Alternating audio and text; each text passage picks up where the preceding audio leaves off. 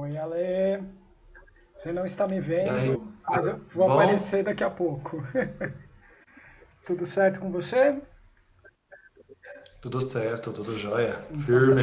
então tá bom. E, e o senhor? Também, tudo tranquilo. A gente tá faltando um minutinho aqui, aí eu só vou mudar aqui para a cena e a gente entra ao vivo. Beleza.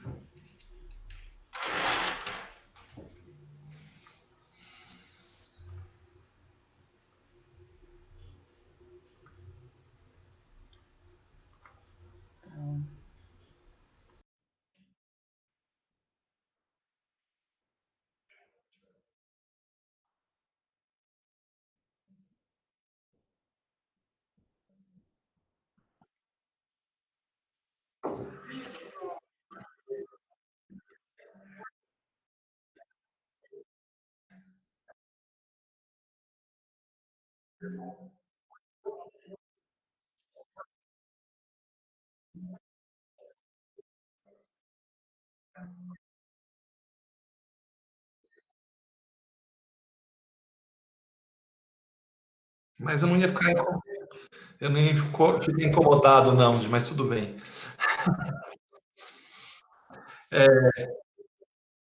Quem sou eu? Bom, eu sou o pai do Felipe e da Manu. Eu sou agrônomo, educador. Eu idealizei e fundei uma empresa de educação corporativa há 17 anos. Sou sócio de uma escola de educação infantil e fundamental 1 chamado Colégio Criando Asas, que fica em Birigui, no interior de São Paulo. Escrevi um livro sobre facilitação, um jeito de ser, falando sobre facilitação de processos de aprendizagem. Fui professor da FAP e fui professor da FIA por quase 10 anos. Acho que é isso, né? Bastante coisa. E sou inconformado.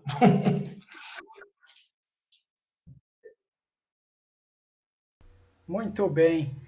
Eu acho que as pessoas não estavam me ouvindo, me avisaram que veio a produção me falar que só estavam ouvindo você, mas tá tudo bem. Agora eu acho que está funcionando. É, Ale, a gente quis conversar contigo justamente por essa sua experiência educacional e também corporativa, né? Uma ideia que você já trabalha há tanto tempo, então a galera que é da FAP e que me segue, está acompanhando a live aqui, pode pensar, né, pode lembrar disso, né, dizer que é, eu tô chamei você, opa, sumiu aqui, deu pau, pronto, voltou, que você que eu te conheci na FAP, mas foi mais ou menos assim, porque na verdade eu conheci lá, mas eu ainda era aluno, depois que eu virei professor, e aí a gente virou colega, é, uma experiência super legal.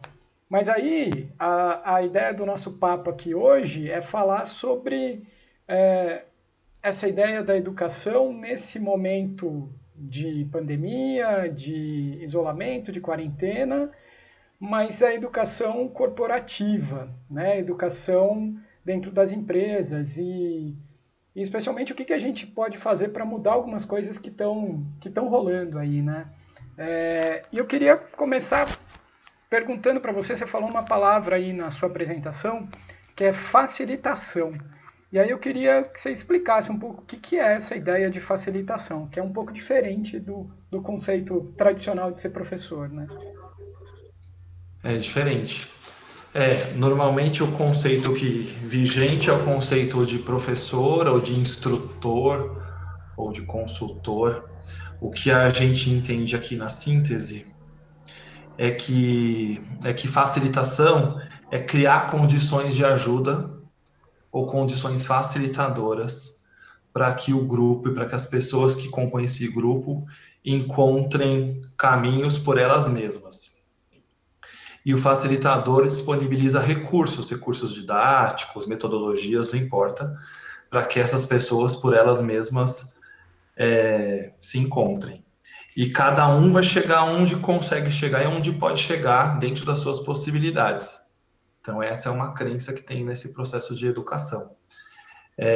A facilitação que eu acredito, que a gente acredita muito, é numa facilitação que nasce de um psicólogo norte-americano chamado Carl Rogers, é um psicólogo da linha humanista, que escreveu sobre processos terapêuticos e que foi o precursor da abordagem que chama abordagem centrada na pessoa, e que também escreveu sobre educação. E na educação ele usa o nome de facilitador. E é daí que vem o nosso jeito de ser e o jeito que a gente acredita em educação aqui, uma educação que seja centrada no estudante. E aí o facilitador, ele não é o centro do processo, como normalmente é um professor e um instrutor, mas ele é parte do processo de aprendizagem, ele é mais um recurso disponível ao grupo.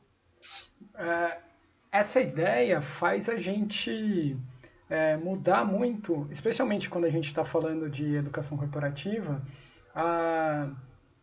E aí, assim, aqui na Vecom a gente também faz bastante treinamento, eu faço muito treinamento para empresa. Há sempre uma expectativa de que a gente vai chegar lá e vai ter um conteúdo que já está prontinho e que as pessoas vão... a gente, como professor tradicional, como instrutor, vai pegar essa caixinha de conteúdo e vai enfiar essa caixinha de conteúdo dentro da cabeça das pessoas.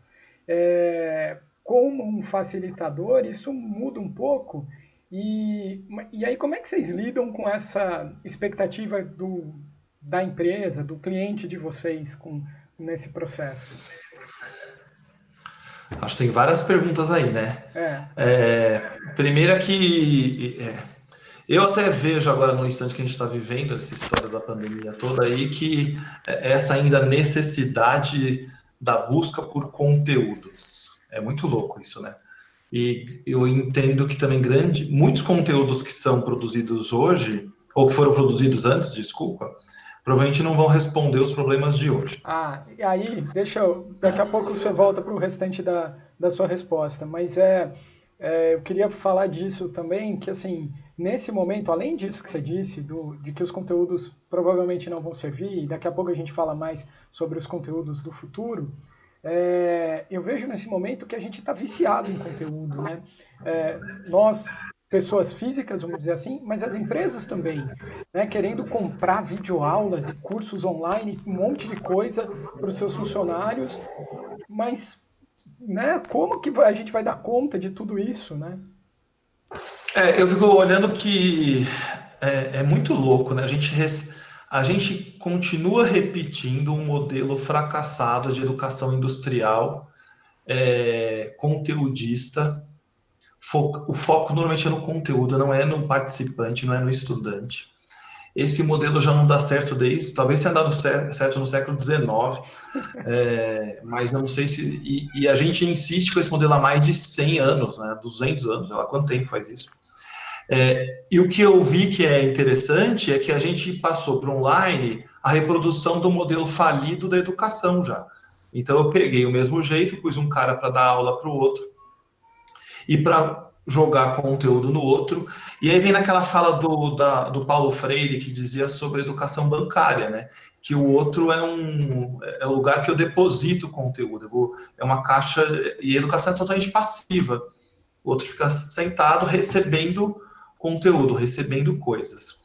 E esse professor, que acontece no online, que acontece no presencial, também é um professor que, na cabeça dele, ele idealiza um formato de estudante ou de participante, uma persona, e ele dá aula para essa persona. Ele não dá aula para as individualidades, ele dá aula para uma persona que ele criou. E talvez essa persona não esteja naquele ambiente de aprendizagem. Pois é. Ela só está na cabeça desse professor. Está na cabeça dele. Está na cabeça, porque a educação, de maneira geral, não propõe o diálogo, né? Não propõe a troca. Porque a troca também coloca em risco e vulnerabiliza o professor. Com toda certeza. Então ele sai daquele patamar de que ele sabe que o outro não sabe. Então eu penso, e é muito pretensioso eu achar que eu sei mais do Tiago do que o próprio Tiago. E é muito pretensioso eu achar que eu sei que eu posso te dar conteúdos ou informações para você se desenvolver só pela minha perspectiva, sem considerar você e sem considerar a sua história, seu repertório, suas possibilidades, sua potencialidade. Isso No é. mundo corporativo, vai Não, lá. é que eu estou pensando aqui nos meus alunos de graduação, né? Eu dou aula para gente que está desde do segundo semestre da faculdade, ou seja, no primeiro ano, até o cara que está no sexto semestre, ou seja, ele está indo para o último ano. E eu fico, assim, eu tenho o costume, que foi um costume que eu aprendi dando aula com você e com outras pessoas do meu início como professor, que eu sempre começo querendo conhecer as pessoas. E especialmente para os meus alunos mais que estão no início da faculdade, eu sempre pergunto para ele, por que você está aqui? Por que você está fazendo esse curso? E, e essa pergunta cria um vínculo com essa pessoa que eu levo o resto do semestre. Simplesmente porque eu me interessei em saber, e aí, cara, por que você está aqui?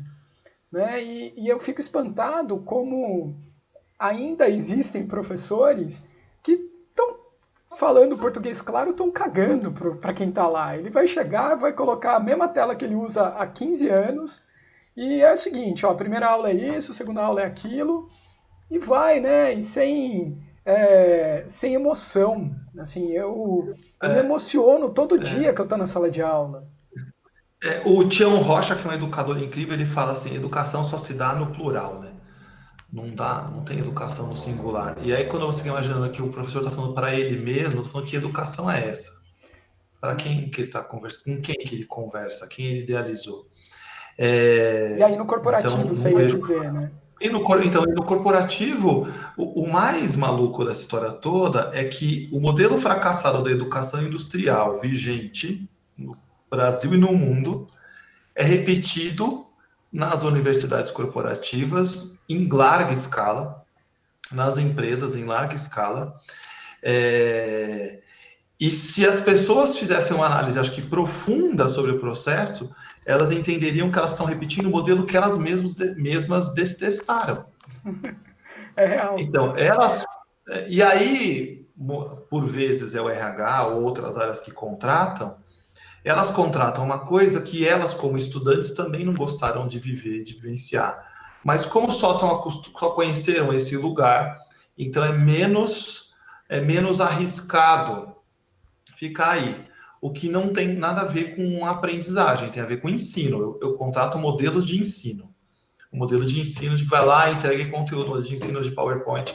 Mas ninguém discute modelos de aprendizagem, como as pessoas aprendem, em diferentes formas, em diferentes tempos, em diferentes momentos, por diferentes estímulos.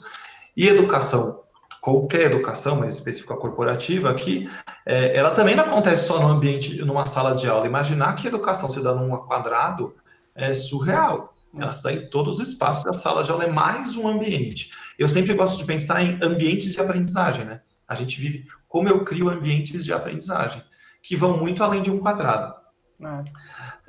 Agora, eu tenho enfrentado um baita desafio quando eu falo isso na empresa, porque as empresas muitas vezes ainda querem, por exemplo, garantias. Quais são as garantias de entrega no final de um treinamento? Eu preciso ter Você um garante... KPI, né? Eu preciso ter um indicador que mostre o quê, né?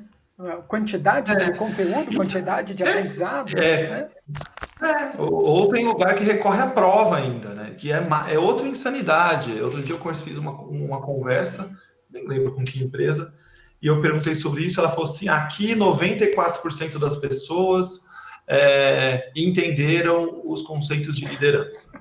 Aí eu perguntei para ela, mas como assim? Ela falou, porque a gente aplicou uma prova no final e 94% fizeram a prova e tiveram a C para cima. Mas isso é entender de liderança? Né? Isso faz da pessoa um líder, né? Ainda. Caso eu sou um líder, então olha só, eu estou tratando adulto como criança, que nem deveria, e a criança nem deveria ser Também não tratada deveria dessa ser maneira, mas tratado assim. eu infantilizo a relação o tempo inteiro. E aí eu crio coisas malucas, voltando lá na história do nivelar, né? Tem como, no final do processo, nivelar o conhecimento da turma. Me fala uma coisa, como você nivela conhecimento? Pois é. Usando que Eu e critério? você, qual critério? Eu e você somos pessoas diferentes. Aí a gente entra na sala de aula e vai ter um contato com conteúdo de liderança. Como eu nivelo o meu conhecimento, a minha prática de liderança, junto com a sua? É impossível isso, porque você tem uma história e eu tenho outra. Exato. E não quer dizer que a gente não tenha aprendido sobre liderança e não saiamos de lá como líderes incríveis, mas cada um com a sua bagagem que poderia ser respeitada, que normalmente não é. Não é. Não é. Uma última coisa que eu queria te falar, pensando na história do corporativo e que eu tenho batido muito na tecla, assim, e que também é uma frase que o Paulo Freire dizia: educação não se faz para pessoas, educação se faz com pessoas. É uma palavrinha que muda toda a relação. Enquanto o mundo corporativo, ou enquanto a escola fizer educação para pessoas sem consultá-las, a gente está indo para um buraco e achando que está resolvendo o problema. Não, o problema atual não se resolve com a educação do século XIX. É uma insanidade. Aí eu insiro modismos do tipo, agora a gente é ágil, agora a gente sei lá o quê, tem vários termos. Que tudo bem, pode ajudar, mas elas estão centradas aonde? Então, eu sempre se o centro ainda for o conteúdo ágil e não for o processo de aprendizagem, temos problema. Eu fiquei pensando, eu fiquei pensando numa das coisas que você falou e que faz muito sentido também para mim, que é a questão do comprometimento, assim, do quanto as pessoas não querem se comprometer e se arriscar. Né? Eu vejo o quanto as pessoas têm medo do risco. Né? Então, contrata a gente, né? Imaginando uma caixinha, porque assim, o Alexandre tem um histórico aqui, atendeu tantas empresas, fez tudo isso aqui, então eu contrato o Alexandre porque ele tem esse background. Né? Eu contrato o Thiago porque o Thiago é coordenador da pós na FAAP, a FAAP é uma escola legal, o Thiago também já atendeu um monte de empresa, então bacana, vamos lá e vamos contratar o Thiago. Mas daí não sei se o Thiago é o cara para ser a pessoa que vai passar aquele conteúdo, não sei se o Ale é a pessoa que tem que estar lá para passar esse conteúdo também.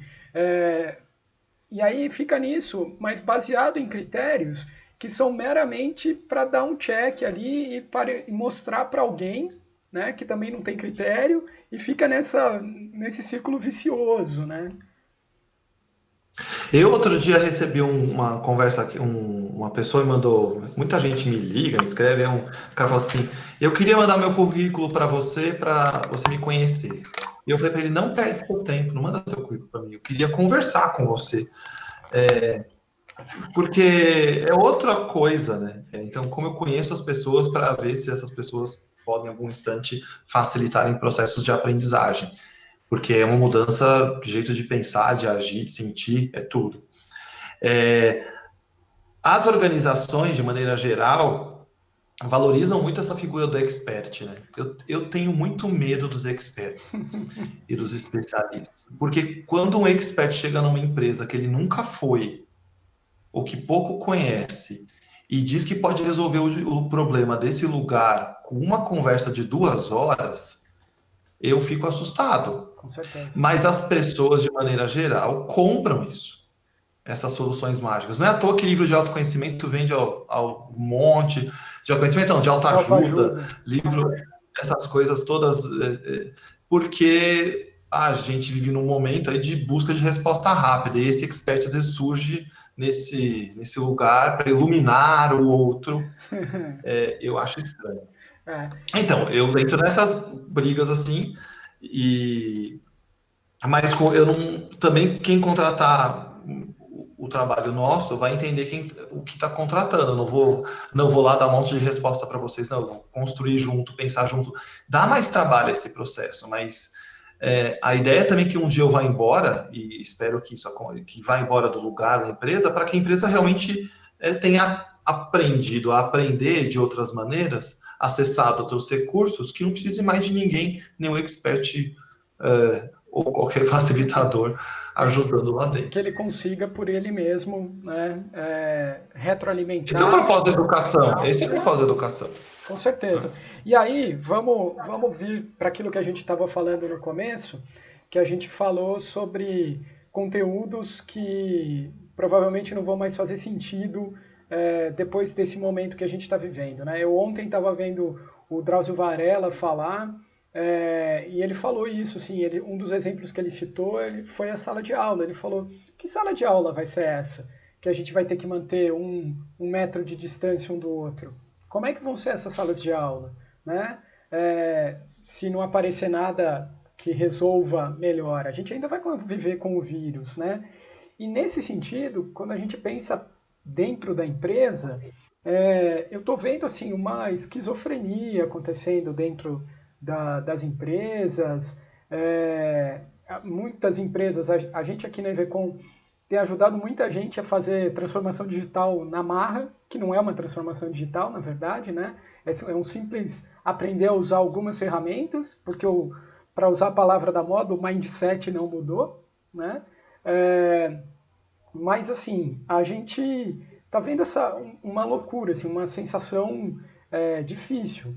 E o que você acha que os líderes vão precisar saber a partir de agora? Como é que a gente lidera pessoas? Como é que a gente lida com pessoas? Nem lidera, né? Como a gente lida com as pessoas nesse momento?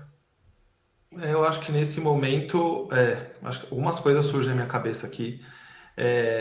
Uma, talvez nunca tenha sido tão claro a necessidade de confiança, da confiança,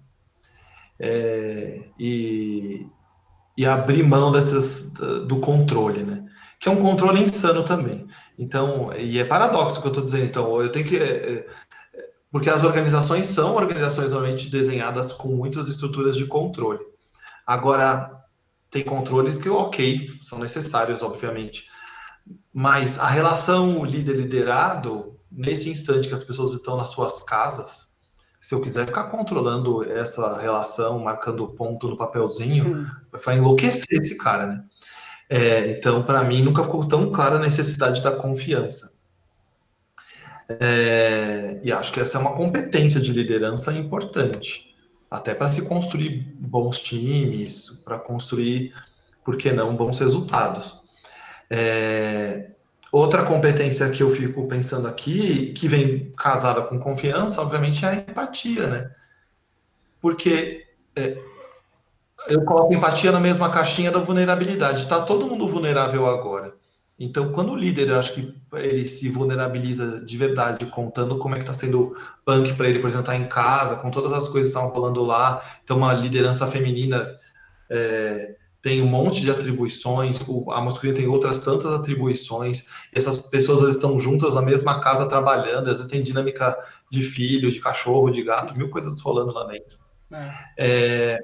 Até E para. mesmo quem não tem, e mesmo quem é solteiro, todos esses têm seus dilemas, porque isso também é empatia. Você não fala assim, só quem tem uma família desse jeito. Não, quem tá sozinho tá sofrendo pra caramba também.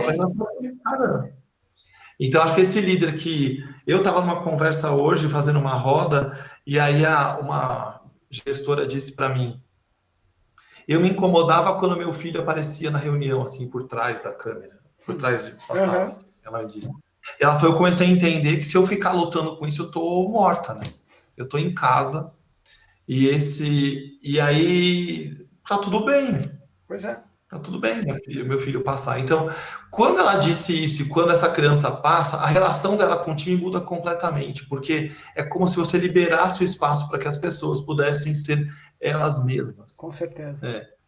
Porque senão eu venho para casa e continuo aprisionado, cheio de coisas malucas da organização. Então, para mim, isso não faz sentido nenhum. Então, pensar em competência de liderança, eu acho que a qualidade da escuta, a empatia, a confiança, a relação com a vulnerabilidade. Eu ficaria um pouco nesse rol de competências que a gente tem uma chance de ouro de desenvolver. Agora, eu não gosto dessa palavra, mas uma chance de ouro de aprender nesse instante, né? É um convite para viver isso, para aprender isso. A gente está vendo um convite para isso. Eu acho que mais até do que um convite, eu acho que a gente está sendo quase que empurrado para isso. Se a gente não fizer, a gente não vai sobreviver. É uma convocação. É uma convocação. É uma convocação. Porque a gente não vai sobreviver se a gente não fizer isso, né? Sim, não vai sobreviver mesmo, né? As pessoas estão mandando perguntas aqui para a gente no YouTube. E aí a primeira pergunta que surgiu, aliás, primeiro agradecendo o Rogério Kita, que é nosso parceiraço aqui da EVCom, da R Kita, uma empresa que está, inclusive, fazendo essas ideias rodarem aí. É um cliente que... eu não gosto também de falar de cliente, eu gosto de falar de parceiro, porque cliente é um cara que vem, compra um negócio e vai embora, né? A gente gosta de estabelecer relações. E os caras lá da R Kita são assim, né? O Rogério é parceiraço.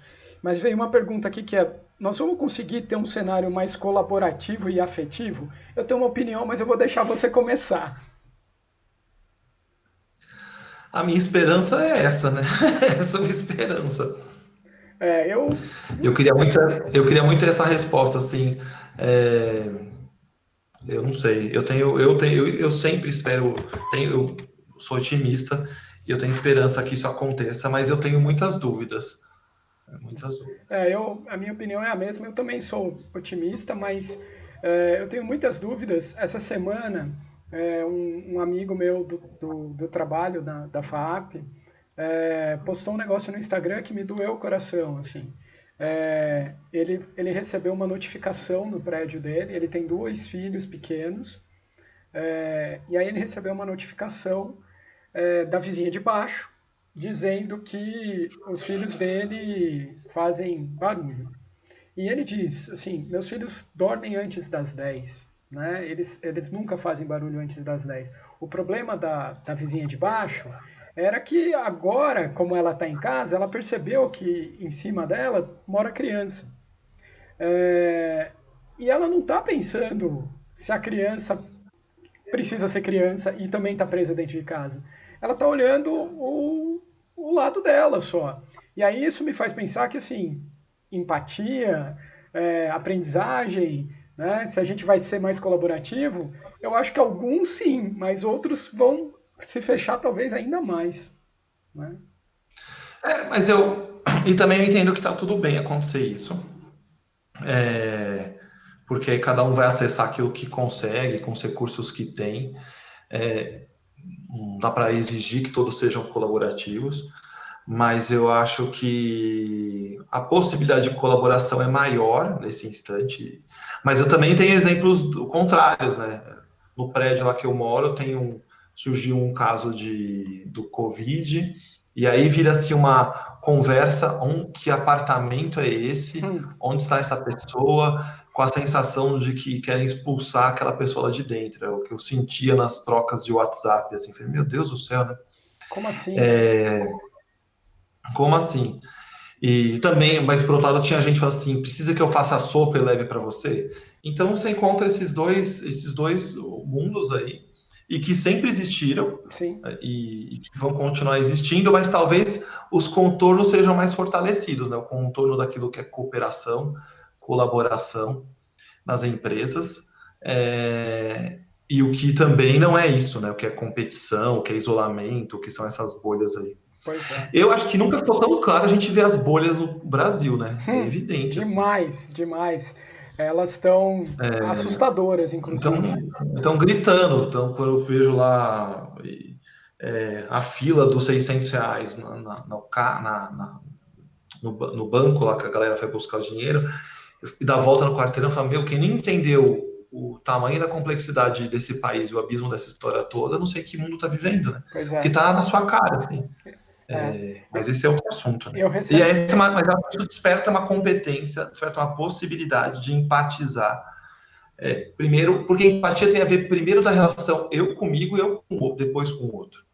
Esse líder poderia ser, ele é primeiro empático com ele primeiro colabora com ele, para depois fazer isso com alguém de fora, né? Senão eu peço que ele seja empático com alguém, mas ele não banca isso. Então, eu banco, ser primeiro comigo para depois ser com alguém. Pois é. Hoje eu recebi pelo WhatsApp uma imagem que era uma pessoa correndo, fazendo exercício na rua, de máscara, e uma outra pessoa numa bicicleta fazendo entrega. E a pessoa que estava fazendo entrega é uma pessoa preta e a pessoa que estava correndo é uma pessoa branca. E aí o meu amigo que me mandou isso falou assim, ó, esse é o resumo do Brasil hoje. E aquilo, nossa, me doeu demais, assim, porque mostrou muito esse abismo, essa história que você acabou de comentar, né? Muito, muito forte, assim. Né? E quem não entender isso, não sei mesmo que mundo que está vivendo, né? Eu vi uma fala do Pondé esse final de semana na CNN, que foi incrível. Não sei se você viu. Eu vi. E ele trouxe. Hã? Eu Viu? vi. O Pondé é, inclusive, meu colega de trabalho, né? Você sabe que ele trabalha comigo lá na FAP, né? É verdade. Ele trabalha lá. E achei a fala dele incrível da história do que o vírus não é democrático, né? Que o vírus. Ele não é democrático porque tem lugares que ele vai chegar, tem uma casa com 9 pessoas dentro de um quarto, ele não é democrático. E aí, se esse vírus ficar restrito a países pobres ou a localidades que a gente não enxerga, que normalmente a gente não enxerga, né, dentro da nossa bolha, tem um risco gigantesco, ainda maior nesse país, mais do que somando todas as outras tragédias sociais que a gente já vive. Muito difícil. E a educação, acho que é legal falar da educação nessa Sim. história, porque também vejo que é uma oportunidade de ouro, eu duvido, mas é uma oportunidade de ouro do país olhar para a educação. A gente está colocando foco em pauta econômica e saúde, que obviamente são importantes, mas eu acho que esse tripé seria fechado quando eu penso em educação, porque o desenvolvimento econômico, social e da saúde desse país não se dá por iniciativa só de curtíssimo prazo, mas como essas pessoas mais bem educadas poderão ajudar a transformar esse país lá na frente. Mas quando eu olho para o nosso ministro da Educação, minha esperança vai a zero nesse instante. Bom, eu vou até fazer outra pergunta, porque senão, se eu começar a falar mal dele, eu não vou parar. Uma pergunta que chegou aqui é se querem saber a nossa opinião sobre home office. Se o home office vai se estabelecer. Esse exemplo que você deu desse depoimento, achei maravilhoso, assim, da pessoa falar que, cara, eu vou assumir que meu filho vai passar no fundo, e é isso aí, né? Será que... O que você pensa sobre home office daqui para frente, assim? Eu vejo que isso vai acontecer. Acho que muitas empresas vão optar por essa caminhada de trazer, de abrir para o home office. Ficou claro que dá para se trabalhar. Hoje o home office não é um home office, né? Porque tem 1000 restrições e 1000 atribuições rolando nessa casa. Mas eu acho que dentro de um ambiente mais normal, para mim, acho que super roda. Eu tenho conversado com muitas empresas e muitas têm dito que provavelmente alguns nem voltam para o escritório, né? Ou voltam, por exemplo, em forma de rodízio, 2 dias no escritório para coisas mais presenciais necessárias, que são ali no grupo e talvez tenha uma dinâmica da própria organização, e 3 dias fora. Eu tenho escutado muito isso. Eu também acho que, além desses pontos que você colocou, eu acho que tem uma questão financeira que as empresas vão notar muito claramente, assim, de que, pô, peraí, o trabalho continua acontecendo, e só que a minha conta de luz diminuiu, a minha conta de água diminuiu, tá tudo mais baixo, pô, eu tinha aqui 3 andares no prédio, não preciso mais, eu vou deixar em um só, vou fazer esse esquema de rodízio, vai ter gente que vem aqui só para fazer reunião e vamos nessa. Mas isso vai exigir das pessoas aquela competência que a gente estava falando antes da confiança, né? De falar assim, ó, te dei o trabalho na mão, você vai fazer e eu não preciso ficar nessa infantilização de olhar se tá certinho ou se não tá, né? O certinho da tia no caderno, né? O carimbinho.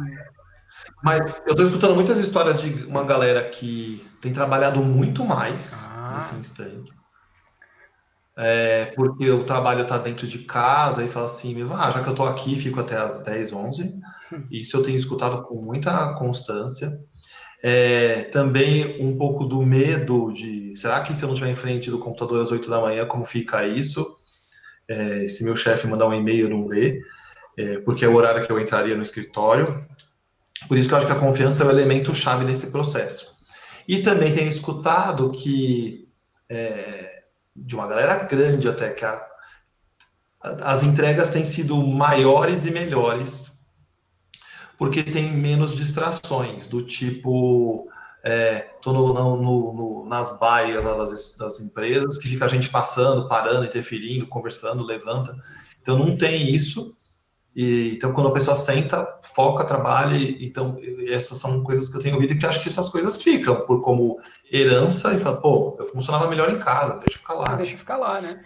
A gente fez, aqui na Vecom a gente já está há mais de um ano 100% em home office, assim, as pessoas trabalham de casa e a gente se encontra de vez em quando para se ver, e aí a gente faz desse encontro uma coisa muito mais gostosa, porque daí a gente faz esse encontro na casa de alguém, e aí a gente faz um café, ou a gente faz um almoço, e vira uma situação muito mais agradável da gente estar junto.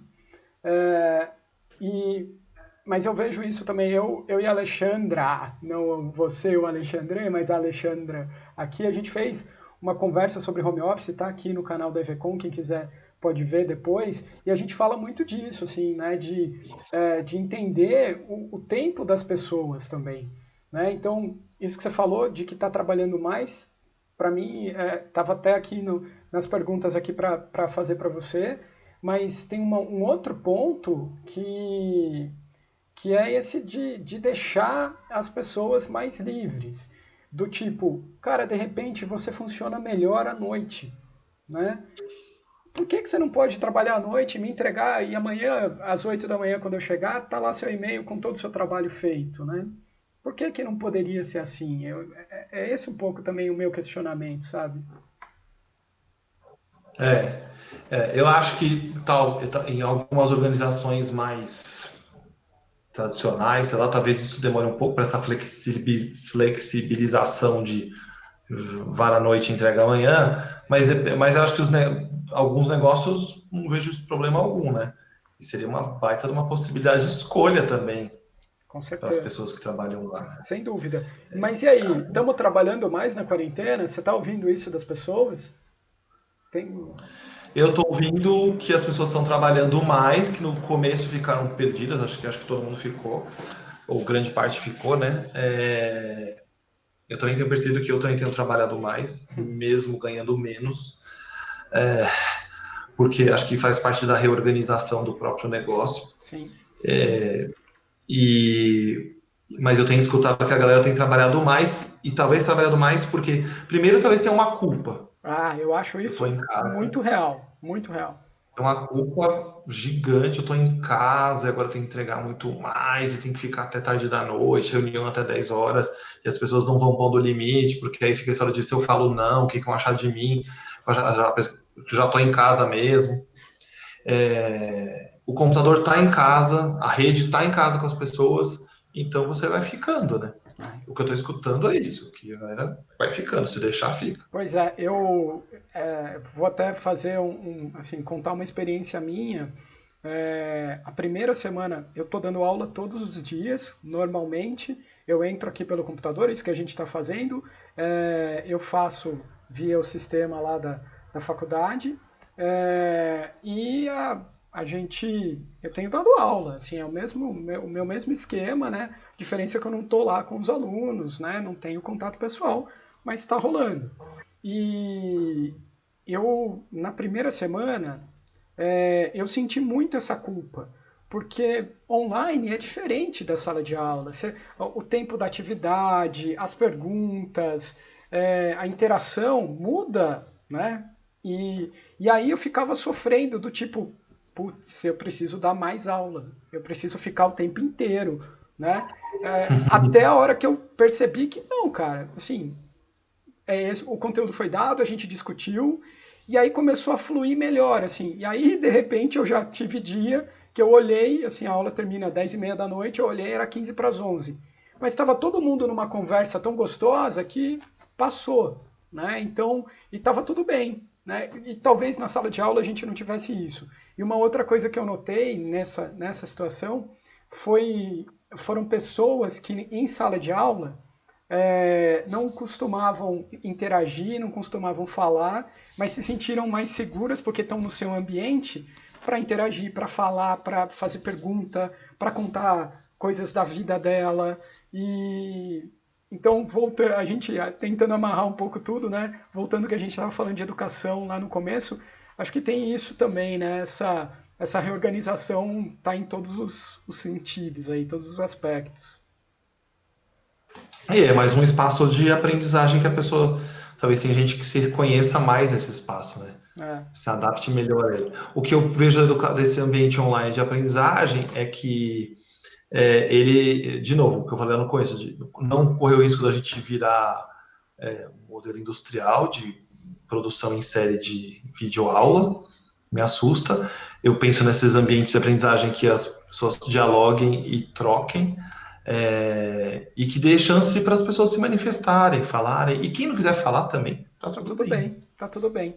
É, uma coisa que eu senti, assim, que eu tô sentindo, e aí eu queria saber se isso pegou também aí para você, se você tá percebendo isso, é um aumento da negatividade, sabe? Então, as ideias estão sendo mais descartadas mais rapidamente, projetos que não estão saindo do papel, e não é só por falta de grana, mas é porque as pessoas estão meio travadas, não sei, uma sensação pesada, assim, né? Eu entendo que é também o contexto, né, de desse momento e tal, mas estou sentindo alguma coisa assim. Como é que você está vendo essa situação? Eu acho que nas primeiras semanas eu senti que isso era mais forte. Talvez agora já tenha. Hoje eu fiz 3 rodas de conversa e tem um grupo que eu já encontrei várias vezes. E aí mudou completamente a energia do grupo e o grupo mesmo se posiciona que, tipo, a gente já se adaptou, agora eu tô entendendo mais, eu nem quero ir embora de casa, sabe, coisas do tipo. É, Então, aí eu entendo que quando eu me sinto menos acuado naquela relação de luta e fuga, sabe, uhum, do nosso cérebro reptiliano que a gente não está mais se sentindo tão acuado, ou alguns não estão se sentindo mais acuado, eu produzo mais.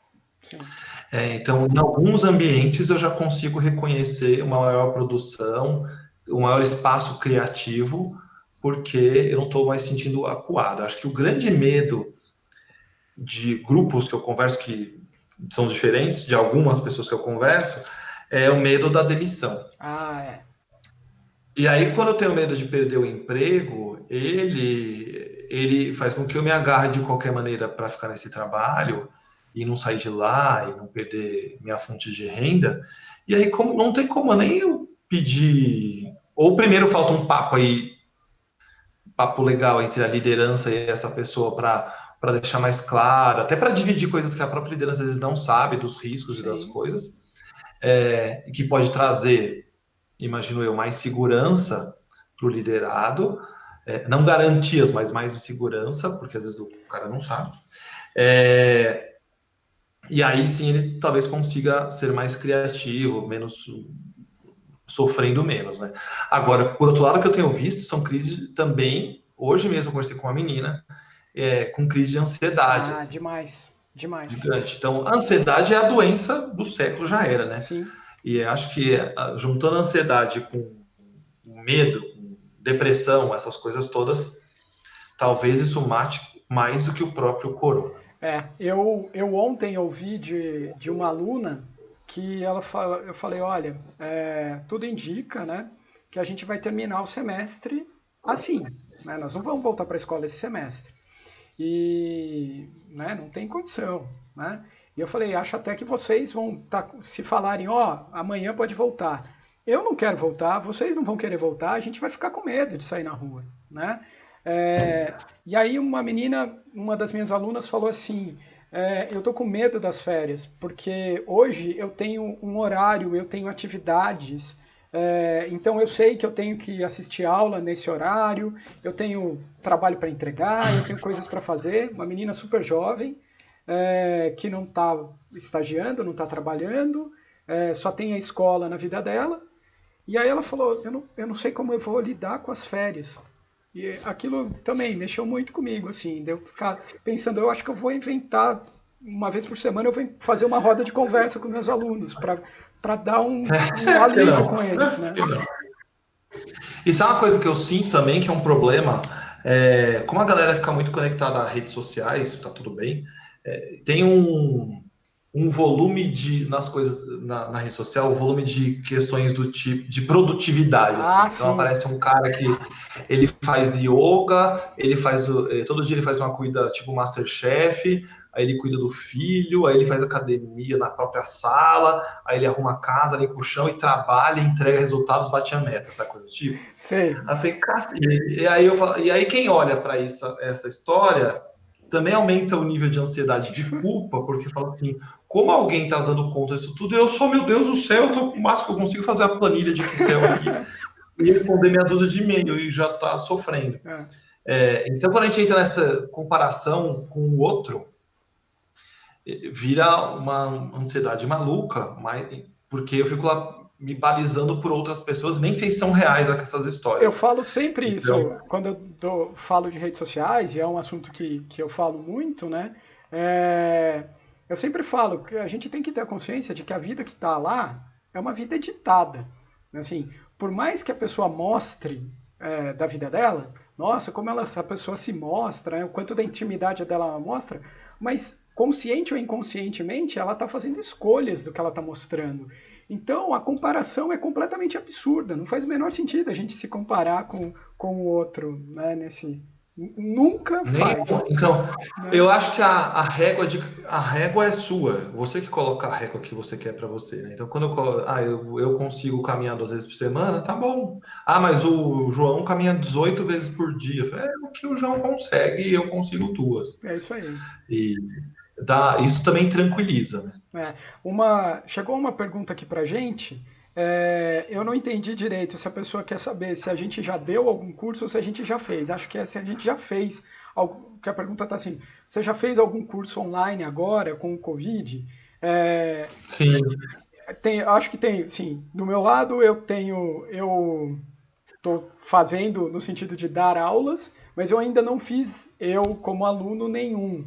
Mas eu já comprei um mega pacote gigante de conteúdos que eu vou fazer em algum momento aí, que eu ainda não comecei. E você? Não, eu não comprei pacotes gigantes, mas eu já facilitei rodas facilitei conversas online, um monte já, de vários tipos, vários formatos, em plataformas diferentes, como essa, como o Zoom, como tem uma porrada de plataforma. Hoje mesmo, acho que é a 4ª plataforma diferente que eu trabalho. De manhã, eu fiz uma conversa para uma empresa com 60 pessoas de manhã, que foi aquele Microsoft Teams. Tá. Aí é um jeito, né? Aí depois eu fiz uma conversa no Skype Business, é outro jeito. É engraçado isso, porque muda até a forma. Agora aqui a gente tá no YouTube, depois tem a história da plataforma que chama Webex. Sim. Então, cada hora é um jeitão também. Então eu fiz várias. Agora, comprar coisa eu não comprei, não. De vez em quando eu assisto uns pedaços de live, assim, tipo, do Fábio Porchat. Eu tenho. Mas no Instagram. Eu já tinha alguns conteúdos guardados que eu tenho, que não tem nada a ver com essa história, que tem a ver com o processo meu de estudar mesmo, e que eu estou aproveitando para ver. Então, tem um monte de filme aqui de psicologia, que são áreas de interesse, que eu nem sou psicólogo, mas que eu gosto de assistir. Legal. E aí eu reservo momentos para isso. Boa. A pergunta era se a gente já deu algum curso online, né? A pessoa explicou depois. Bom, eu estou dando aula online e curso online sempre. Vocês aí, na síntese, já fizeram essa transição? Estão fazendo? Além das rodas de conversa, como é que vocês estão lidando? Sim, a gente fez, e acho que a gente foi até rápido nesse processo inteiro aí. Quando eu olho para algumas outras empresas que estão no mesmo mercado que o meu, acho que a gente foi veloz e foi reconhecido por isso, inclusive. Mas também a nossa proposta online é uma proposta de troca e com interação, não é uma proposta de conteudistas, de dar aula. Isso não é o jeito, que é o jeito nosso que de pensar no processo, na educação. Eu também participei de conversas, porque como eu sou sócio da escola, isso é legal falar, lá eu tenho participado de conversas de pensar nos roteiros de aprendizagem das crianças. E aí? E como pensa, e como Como é pensa em que tá roteiro de isso? aprendizagem? Vale um colchete aqui. Porque a escola que eu sou sócio chama Colégio Criando Asas, ele fica em Birigui, é de educação infantil e fundamental 1. Essa escola faz parte de uma rede, ela é a primeira escola a compor uma rede que tem como escola mãe uma escola de Belo Horizonte chamada Escola da Serra, que é uma escola. E o diretor da Escola da Serra foi diretor da Escola da Ponte, que tinha lá, que é uma escola referência em Portugal. É ele que hoje lidera a Escola da Serra. Então já é uma escola que, por princípio, já pensa diferente. E também o Criando Asas está na mesma linha, que é uma escola sem aula, sem série, sem professor. Então não existe aula expositiva, os roteiros são individualizados, não existe série, existem ciclos de aprendizagem, cada ciclo dura 3 anos. Então, no Fundi 1, por exemplo, ano 1, 2, 3 é um ciclo, 4, 5, 6 é ciclo 2, 7, 8, 9, ciclo 3, o ensino médio. Tá. Então, se dá em ciclos. E a discussão dos roteiros de aprendizagem. Os roteiros nascem a partir da curiosidade e necessidade de cada estudante. Eles vão abordar todos os conteúdos propostos pelo MEC, mas é a criança e o adolescente que determinam o ritmo e a forma como isso vai se dar em 3 anos. Então, ele não precisa aprender, por exemplo, matemática, sei lá, em um ano, um conteúdo do primeiro ano, tudo no primeiro ano. Ele tem 3 anos para viver o conteúdo de matemática de 3 anos, mas ele pode distribuir essa bola do jeito que ele achar melhor. O que ele já exercita nesse instante de autonomia, responsabilidade, uma série de coisas.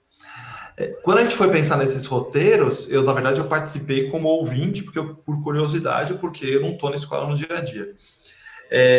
Mas fiquei encantado, assim, como você pensa um roteiro que, por exemplo, então, tem um roteiro lá que era um sapo.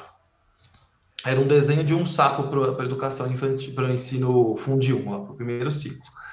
E aí, que perguntas você faria ao sapo para entender o que o sapo é e como o sapo vive, como ele se comporta? Olha como eu mudo a perspectiva. Completamente, né? Tudo. Aí, a partir das perguntas de cada criança, nasce o roteiro, porque a criança fala assim: o sapo nada? Interrogação. O sapo come mosca? Se eu beijar o sapo, ele vira príncipe? Maravilhoso.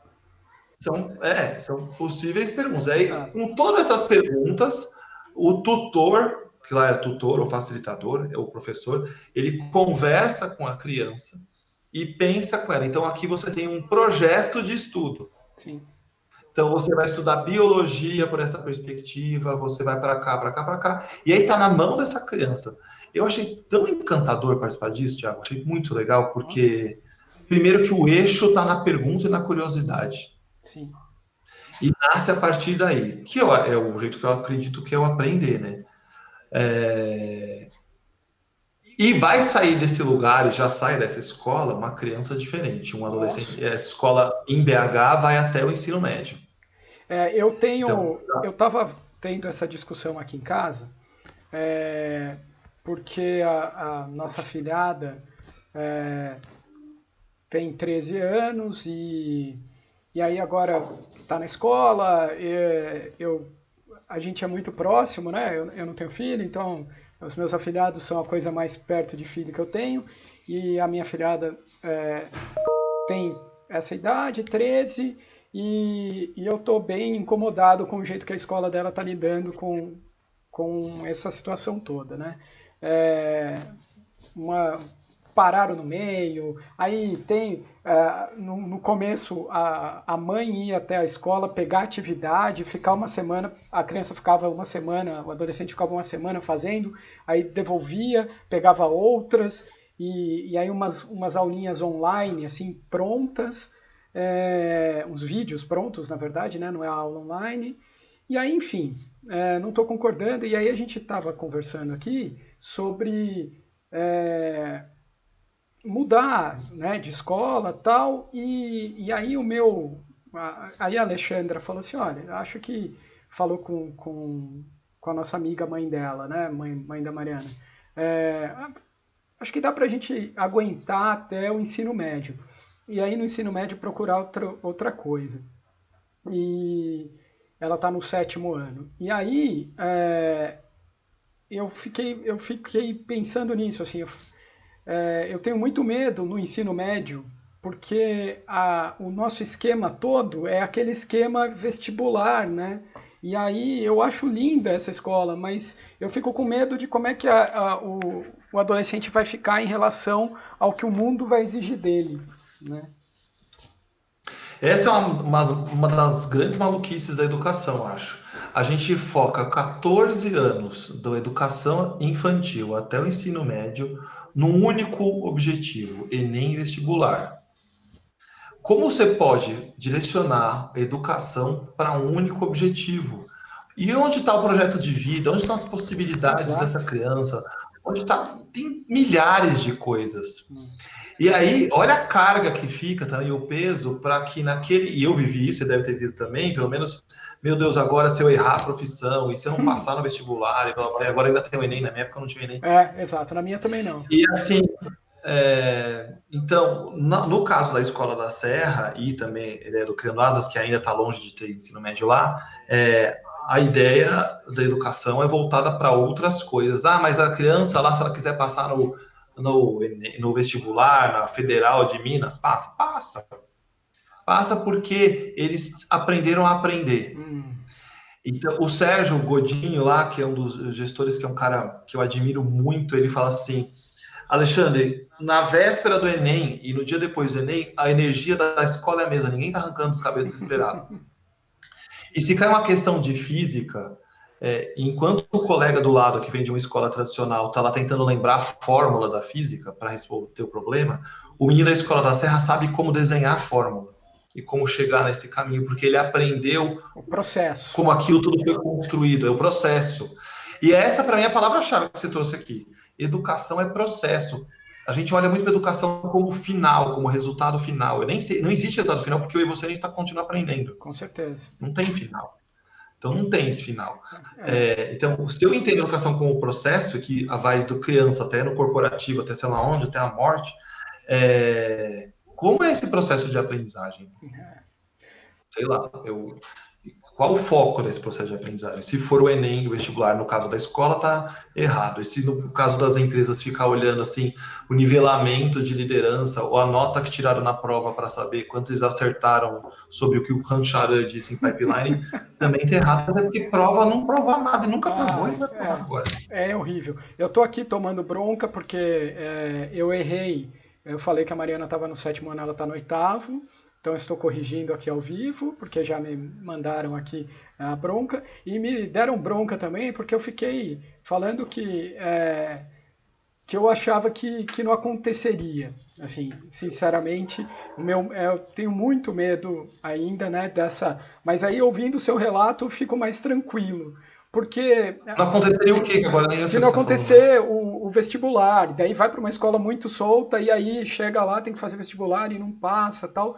Mas eu acho que isso tem muito a ver com a minha... Mas sabe o que é engraçado, Thiago? Desculpa te cortar. Fala. É muito louco. O Sérgio traz isso. As pessoas perguntam para uma escola mais, que eu considero de fato inovadora, como a Escola da Serra e o Criando Asas será, ou a Escola da Ponte, ou Elvira Brandão, as pessoas normalmente perguntam assim: essa escola aprova no vestibular? Ninguém pergunta assim, essa escola as crianças aprendem? Elas são felizes? Elas têm projeto de vida? Você pergunta se ela... Olha só, a pergunta, para mim o eixo está errado, a pergunta é errada. E a escola tradicional, ninguém contesta como contesta uma escola que tem uma proposta inovadora. Ninguém chega na escola tradicional e fala assim, as crianças aqui são felizes? Elas aprendem? Elas se divertem? Ou elas são massacradas por apostilas do tipo positivo, essas coisas todas?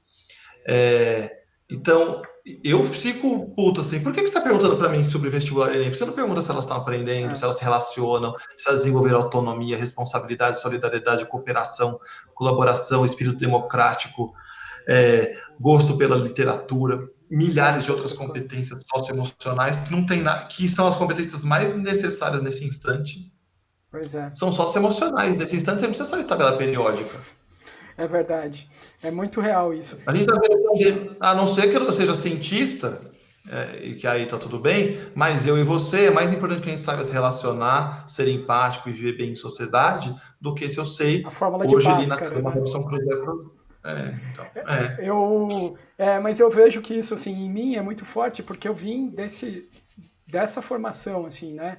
Estudei no ângulo, de apostilinha. Eu estudei objetivo também. Né? Então, para passar no vestibular, eu passei mal pra caramba. O meu terceiro colegial foi horrível. Eu fiquei doente, porque eu já não estava aguentando a pressão ali, né? E aí eu lembro que assim, eu saí da prova da FUVEST e eu quase desmaiei no colégio que eu fui fazer a prova lá, porque teve uma descarga de energia ali. Eu, obviamente, não passei, né? E aí eu conto isso para os alunos, para todo mundo eu conto isso, né? Que a minha história é essa, assim, de que você não precisa, e a sua também né? Você é agrônomo, mas, né? Você fez agronomia, você não é só isso, né? Eu também, eu fiz jornalismo. Antes de fazer jornalismo, eu fiz um ano de história, que eu só fui fazer porque eu não passei no vestibular de jornalismo. E eu queria ir embora lá da cidade que eu morava, então vai história mesmo, vai ser super legal. E foi super legal. Foi um dos melhores anos da minha vida, aprendi pra cacete, conheci pessoas incríveis, abriu minha cabeça. Quando eu fui fazer jornalismo, eu estava muito mais preparado. E hoje eu sou professor, né? Tenho empresa, trabalho com comunicação, consultor, mas se você, em todo lugar, eu falo que é isso. Quando eu vou no médico e alguém me perguntar, vai estar fazendo uma ficha de pergunta profissão, eu falo professor, porque é isso que eu sou, é assim que eu me sinto, né? Mas Eu preencho que eu sou agrônomo até hoje, você acredita? É mesmo? E é isso. Essa é uma das maiores esquizofrenias da minha vida. Quando eu chego num lugar, uma ficha de hotel que você escreveu agrônomo, minha mulher fala assim, mas você não é agrônomo há 600 anos? Mas é o que O que eu sou? Agrônomo. Eu sou empresário, eu sou professor, o que eu sou? E a agronomia, ela não saiu de mim, assim como a história, eu me formei, trabalhei 7 anos ainda de adubo, fiz mil coisas. Eu sou muito apaixonado pela agronomia, amo a agronomia. A agronomia tem muita relação com a educação, mas um monte de educação, muito. Agora, eu tive aula na agronomia, eu voltei em Botucatu, onde me formei o ano passado. Eles dão a mesma aula que eu tive há 25 anos. Eu não me conformei de fazer aula de agronomia, discutindo café numa sala de aula, de um pé de café a 600 metros da sala de aula. Vamos lá ver o café. E a gente via slide de café, né? Então essas coisas para mim não entendo até hoje. Mas a agronomia mudou minha vida para sempre. Tudo que tem na República, tanta coisa. Não, é muito legal. Isso, esses processos assim também. Eu também carrego comigo para sempre, vou carregar, assim. Mas eu tive uma experiência muito parecida com a sua. Uns 3 anos me convidaram para a Semana de Jornalismo da PUC, que foi onde eu estudei. E aí eu cheguei lá e encontrei alguns professores e conversei com as pessoas. E era a mesma coisa que eu já tinha feito 15 anos antes, né? E aquilo eu fiquei meio incomodado, porque daí agora, né, eu também tô nesse mundo, e eu falo, porra, eu me esforço tanto, todo dia eu estudo para chegar lá e falar um negócio diferente pra molecada, e esses caras estão aí fazendo a mesma coisa, né? Então é difícil também, né? E aí, Ale, acho que pra gente amarrar tudo isso e chegar, eu acho que você até tocou nisso, né? Eu ia te perguntar como é que a educação corporativa pode ajudar depois que acabar esse mundo desse jeito, né? Parado, quarentena e tudo mais. E acho que você tocou num ponto fundamental, que são essas habilidades socioemocionais, né? Eu vejo isso, assim, não sei se você concorda. A educação corporativa pode entrar nisso?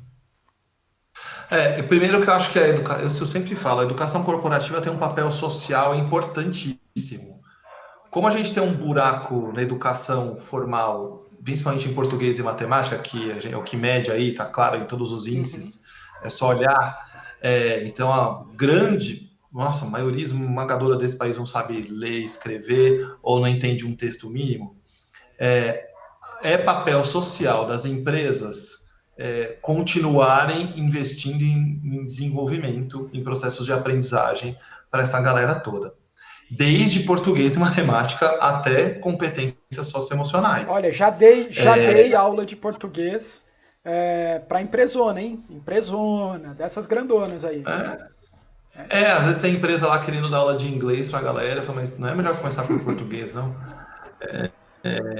Porque... E é fato, e essa galera muitas vezes não tem culpa. Claro que não, claro que não. Não tem culpa, elas são... se elas soubessem toda essa história, elas já teriam mudado essa história, né? Essa também é outra coisa que o Paulo Freire falava, né? Então, agora, sem dúvida, o papel da educação corporativa ali nesse papel social, e por que não? É social também quando eu penso em desenvolvimento de competências socioemocionais. Então, empatia, equilíbrio emocional, relacionamento interpessoal, acho que tem um monte de coisa que está aqui, toda a parte de gestão de conflitos, da comunicação não violenta, tem muitos lugares para serem trabalhados e que poderiam ajudar na melhoria das relações dentro de uma organização, não tenho dúvida alguma, né? E acho que são essas as características que estão sendo mais necessárias e que vão continuar sendo mais necessárias a hora que a quarentena, pelo menos, acabar, né? Agora, eu fui para a escola para pensar em educação de base porque eu também acredito que é lá que começa a história para resolver o problema. Com certeza. O corporativo resolve, tem o papel social, ajuda, resolve mais ou menos, né? Porque se a gente melhorar a base de verdade, e isso online não faz, não dá para alfabetizar a criança online. Não dá, porque como eu vou ensinar a criança a pegar na caneta online? Não tem, essa conversa, isso é impossível. Não acontece, não vai se dar. Pode acontecer daqui uns par de anos, mas agora não vai rolar. Não vai ser, né? Agora não vai ser. E acho que em nenhum lugar do mundo isso vai ser. Como eu penso nessa escola nesse instante, se eu melhorar a base, é uma utopia, mas tudo bem, utopia serve para isso mesmo. Sim. Se a gente tivesse uma educação de qualidade nesse país de verdade, um projeto de educação, que não é um projeto de governo, um projeto de educação, eu imagino que a síntese como empresa de educação corporativa não seria mais necessária, porque a gente resolveria o problema. Sim. Então, eu estou num lugar, eu só existo como negócio porque a gente está num país que a educação é um fracasso. Se a educação fosse de verdade, ela já é inclusiva, né? Muita gente tem acesso. Sim. Mas se ela de fato ajudasse a transformar pessoas, a que essas pessoas aprendessem o mínimo de ler e escrever com qualidade e conseguissem ler o mundo de outras formas, eu não precisaria de síntese e nenhuma de empresa de educação corporativa, porque o problema está resolvido. A gente só ia ter as empresas que ensinam ferramentas, do tipo aquelas que dão aula de software, e era isso, né? Não. Conhecimento técnico, exato, talvez, operação de máquina, equipamentos, exato, alguma coisa do tipo. Mas se essa galera já viesse com tudo isso, talvez seria um ajuste fino para trazer para aquela corporação, para aquele negócio. Adaptação. Mas seria outro nível de conversa, outra perspectiva de diálogo. Tudo. Com certeza. Pô, Lê, eu adorei a nossa conversa. A gente foi para um lado da... já acabou? Não, a gente pode continuar conversando. Né? A gente não para de falar, é sempre assim, né? Mas eu adorei porque a gente tocou em pontos da educação que são humanos, né? Que são questões humanas, que não são questões de é aqui na minha empresa ou é aqui na minha escola. São questões que a gente precisa discutir para a nossa vida, na verdade, né? Para o jeito que a gente olha para a vida, né? Então, eu acho que isso foi muito legal e acabou encaixando muito. A live que eu fiz semana passada foi com a Janaína Spolidório, que é outra parceira nossa, que trabalha com educação fundamental e com professores de ensino fundamental e educação infantil. E a gente estava falando disso mesmo, assim, né? Essa loucura, essa maluquice de achar que a criança pequena vai ter aula online, e mais que isso, colocar no pai um papel que é do tutor, do professor, né? Que está acontecendo hoje, né? O pai está em casa, essa sobrecarga que a gente falou, né? Tem muito disso, né? Do pai que está lá, tendo que trabalhar, mas tendo que ser pai, professor, amigo, tudo, né? Eu acho que o pai e a mãe têm uma chance gigante de valorizar a educação como nunca, de valorizar a escola. De falar, meu Deus do céu, eu não dou conta disso. E tem coisa que tá tudo bem não dar conta, né? Eu tenho, acho que eu fico pensando, eu tenho 2 pequenos lá, eles estão em férias e vão voltar semana que vem. A escola que eles estudam é uma escola muito democrática, e conversa muito, dialoga muito, mas eu já tenho consciência e clareza de que esse é um ano diferente, não adianta. Mas eu sei que tem famílias na mesma escola que meus filhos estão, que estão querendo conteúdo, conteúdo, conteúdo, e acho que a conversa esse ano é outra conversa. Pois é. Não tem jeito, é outro tipo de papo. E acho E a escola está fazendo o que ela consegue fazer. Ela também não pode se descaracterizar, algumas escolas, pelo menos as que eu gosto, para virar conteudista, sendo que ela nunca foi. Né? Com certeza. E aí acho que é uma adaptação ao que a gente já está chamando de novo normal, né? Porque mesmo quando voltar, não vai ser uma volta, assim e estamos do mesmo jeito, né? Liberou geral, você tem que correr na rua. Não vai ser assim, né? E aí tanto a educação corporativa quanto a educação tradicional também vão ter que se adaptar nesse momento para esse novo normal, né? Sim, sim, sim. Também não tenho dúvida. E mudar a percepção de que o aprendente aqui, do processo todo de aprendizagem, ele não é o polo passivo do processo, ele não pode ser o polo passivo. Ele tem que ser um convite para aprender junto. No online, no presencial, não importa o caminho, não dá para fazer educação do jeito que foi feito até hoje. Acho que se as escolas não entenderem isso ainda, se as empresas não entenderem isso ainda, eu não sei em que momento vai entender. Pois é. Não sei. Acho que é uma oportunidade também. Com certeza. É uma oportunidade. De novo, é uma convocação, né? É a convocação. Ao diálogo. Sei lá. Educação, como diz o Tião Rocha, só se dá assim, na troca, no plural. Não tem, quando não tem um lado, não tem troca. É isso mesmo. Então, perfeito. Sei lá, é isso que eu acredito. Eu sou apaixonado pelo tema e me envolvo pelo tema, gosto do tema e sou inconformado com essa história toda aqui no lugar que a gente vive. E às vezes eu fico puto, Thiago, quando ficar falando de Finlândia. Eu adoro também essas comparações. Eu fico tão puto quando fala da Finlândia. Nada contra a Finlândia. Não, a Finlândia é ótima. Na Finlândia, né? A Finlândia... A Finlândia é do tamanho de Mongaguá, acho, sei lá. A Finlândia é do tamanho de Perdizes, cara. É isso.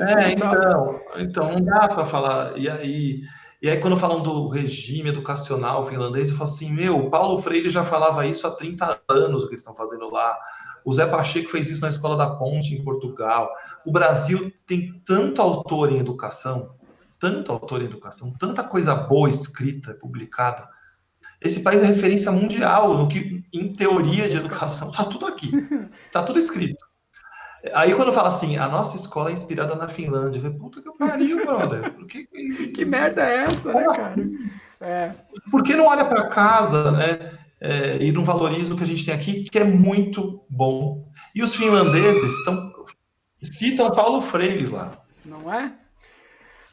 Mas, putz, aí é uma outra... Paulo Freire que ninguém leu, mas todo mundo condena. Eu também acho lindo isso, assim. Eu mesmo fui ler Paulo Freire só no mestrado. Porque eu peguei uma disciplina lá de educação para fazer, e aí a professora trouxe e eu fiquei, nossa, cara, então é isso aí, já mudou o meu jeito de dar aula, assim. E nem era esse o foco da disciplina lá, né? A gente estava discutindo tecnologia educacional, porque, enfim, eu fiz mestrado em tecnologia da inteligência, e aí tinha esse foco, assim, né, de como aprende e possibilidades. e já me deu uns cliques maravilhosos, assim. E aí eu também fico bem puto quando eu ouço as pessoas falarem esse blá blá blá contra o Paulo Freire, que não fazem ideia do que esse homem falou, né? Não sabem nada das ideias Não faz dele. ideia. Não, e da história de vida dele, né? O Freire aprendeu a escrever embaixo de pé de manga, com um graveto no chão de terra, né? Em Pernambuco lá. E tem uma história que que a mãe dele tentava levar ele para a escola e não conseguia, né? E ele implorou para a mãe. Ele implorou para a mãe: mãe, vamos fazer uma última tentativa de eu ter acesso a uma escola pela última vez. E segundo ele foi da última vez que a mãe tinha dinheiro para pegar o trem para levar ele para a escola que ele conseguiu ser matriculado. Assim, era a última chance.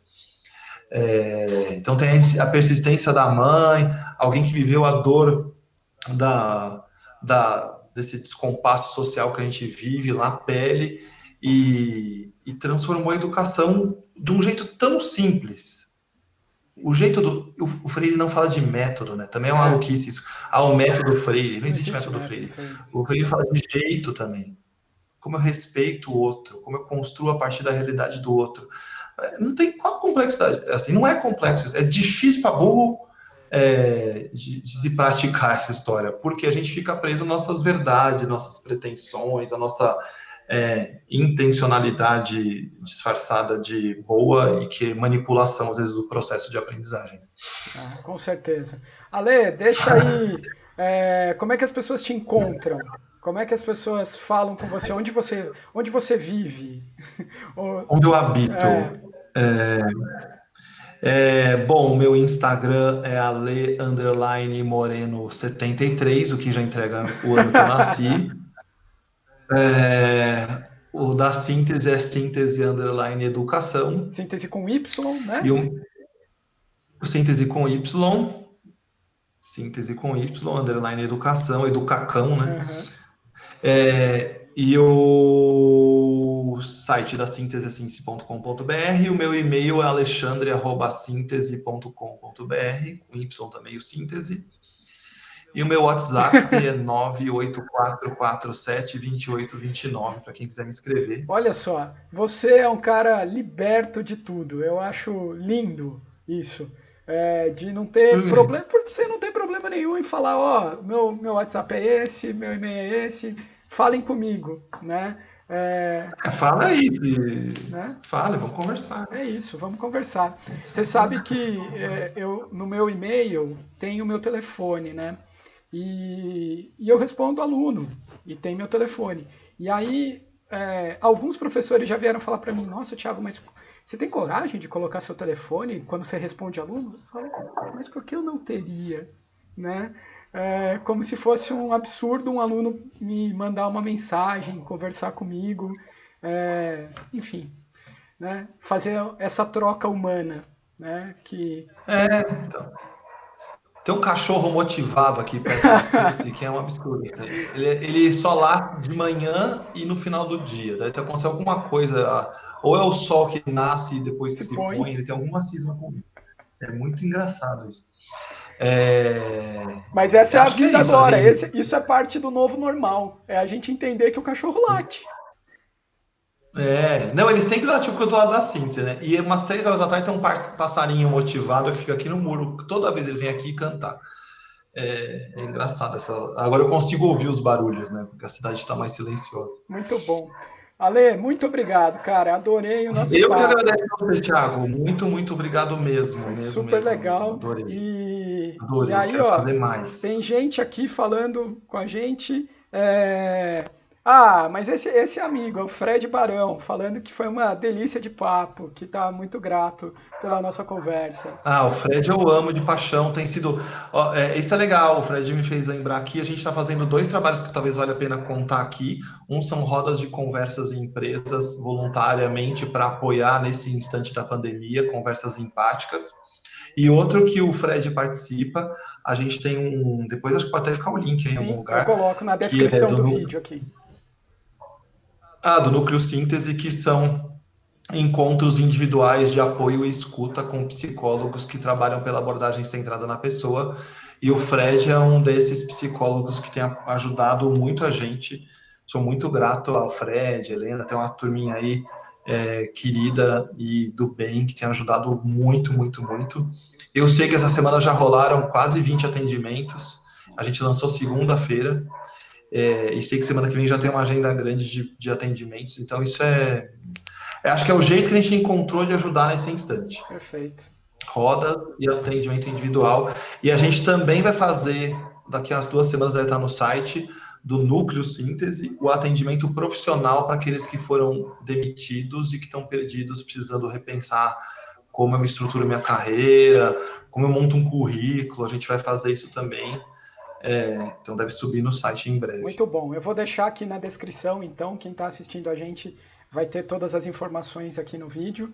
Ale, de novo, brigadão.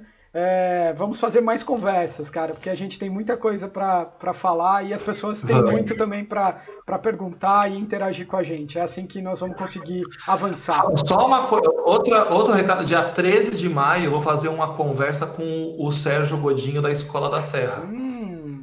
E aí, mas eu vou fazendo aquele papo no Zoom, com a galera junto para fazer perguntas, tudo. Legal. Tudo uma roda mesmo com ele. E aí, para quem quiser entender mais esse processo de aprendizagem da Serra, é um ótimo convite, dia 13 às 18 horas. Beleza, a gente divulga todas essas datas aí depois. Valeu, Ale! Tá bom. Quem quiser aprender a fazer pão, me liga também, que eu posso passar. Eu tô super cozinheiro nessa quarentena. Então, quem quiser aprender a fazer pizza também pode me ligar, que estamos aí. Valeu. Gente, obrigado você, Ale, obrigado a todo mundo que assistiu. Adorei. Valeu. Obrigado. Beijo. Tchau. Tchau.